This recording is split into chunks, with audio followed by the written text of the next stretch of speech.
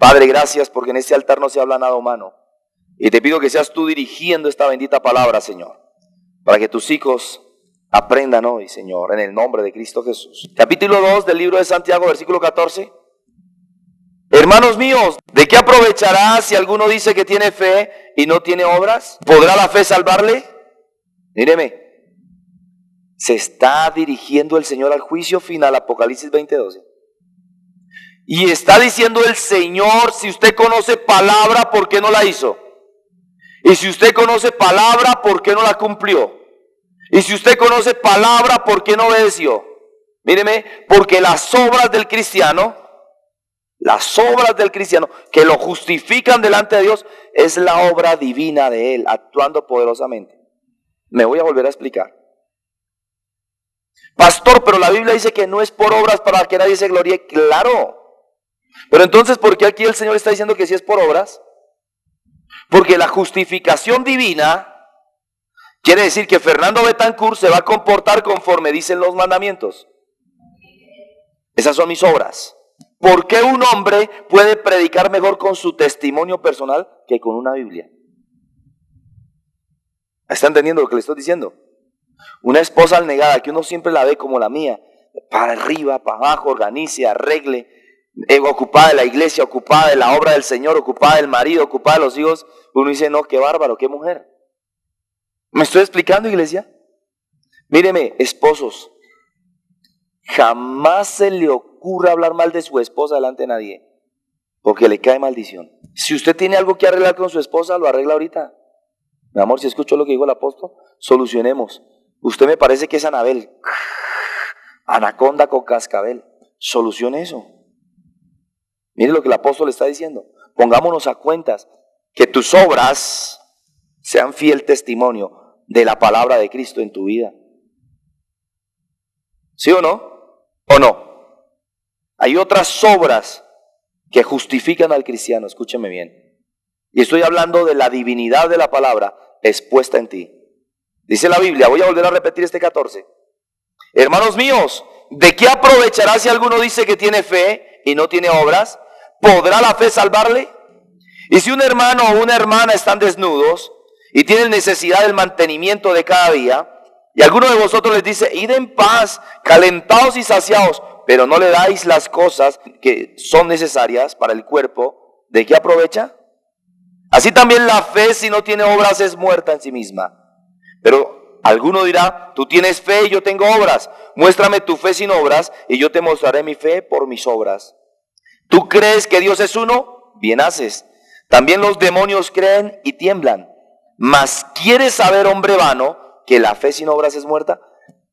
¿No fue justificado por las obras Abraham, nuestro padre, cuando ofreció a su hijo Isaac sobre el altar? ¿No ves que la fe actuó juntamente con sus obras y que la fe sí se perfeccionó por las obras? Y se cumplió la escritura que dice, Abraham creyó a Dios y le fue contado por justicia y fue llamado amigo de Dios. Míreme, amados, si usted dice que es cristiano y no obedece la palabra de Dios, si usted dice que es cristiano y no cumple los mandamientos, si usted dice que es cristiano y no tiene amor por los demás, si usted dice que es cristiano y no le da, como dice Mateo capítulo 5, al que te pida, dale, a aquel que te pida algo. Si usted ve que alguien necesita de una bendición económica suya, de un abrigo, de un plato de comida, y usted le dice, hermano, voy a orar por usted, usted es anatema. Porque ese hermano no necesita en ese momento de una oración, necesita de un plato de comida, necesita de un abrigo. Y después de que esté llenito y esté calientico, sí le puede escuchar la palabra de Dios. No ocurra, no se deje tampoco envolver de la iniquidad del diablo, ¿no? Como pasa mucho en esta iglesia, por ejemplo, que las personas de la calle ven el letrero y vienen aquí a golpear y a pedir cosas, y cuando se les da y no se les da dinero, entonces se enojan. No, escúcheme, no sea de aquellos desapercibidos. Usted debe darle al que le pida, amén, pero no que lo cojan de tonto. La iglesia hace obra social, esta iglesia. Y va a las cárceles, y va a las personas que tienen necesidad, y sembramos muchas cosas. Entonces, ¿por qué vienen los de afuera a burlarse de lo que usted tiene aquí adentro?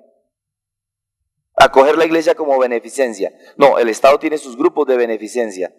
Impíos con impíos, cristianos con siervos de Dios y personas que no tienen a Dios y que son impíos, pero que quieren convertir. ¿Lo están entendiendo? Amén. Pero eso no es óbice, escúchame bien, para que cuando llegue alguien de fuera o un indigente y usted no lo entienda.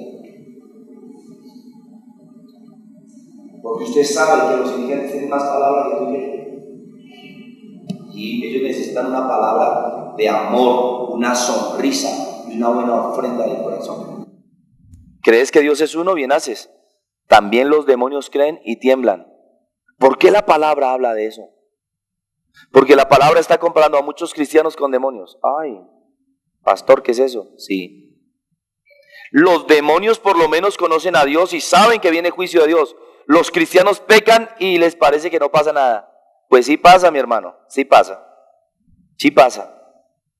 Porque la palabra en Hebreos 10:29 dice que aquel que peca voluntariamente ya no le queda más restricción, ya no le queda más bendición, ya no le queda más opción, sino que viene un horrendo estupor de muerte y de fuego, una horrenda expectación de juicio. ¿La iglesia me está escuchando? ¿Cómo es posible que si alguien dice que es cristiano siga pecando y no pasa nada? Eso Dios no, Dios me perdona. Mire, Dios perdona a un cristiano que se arrepiente, Salmos capítulo 55, y no vuelve a pecar en lo mismo. David fue y es un hombre conforme al corazón de Dios y pecó. Él fue asesino y adúltero, ¿sí o no? Y antes de eso fue matón también, sicario. Pero este hombre se arrepintió de corazón o siguió pecando en lo mismo. Se arrepintió y no volvió a pecar. Y por eso alcanzó la gracia de Dios y el estatus que Dios le tiene ahora. Adorador y cantor a Dios.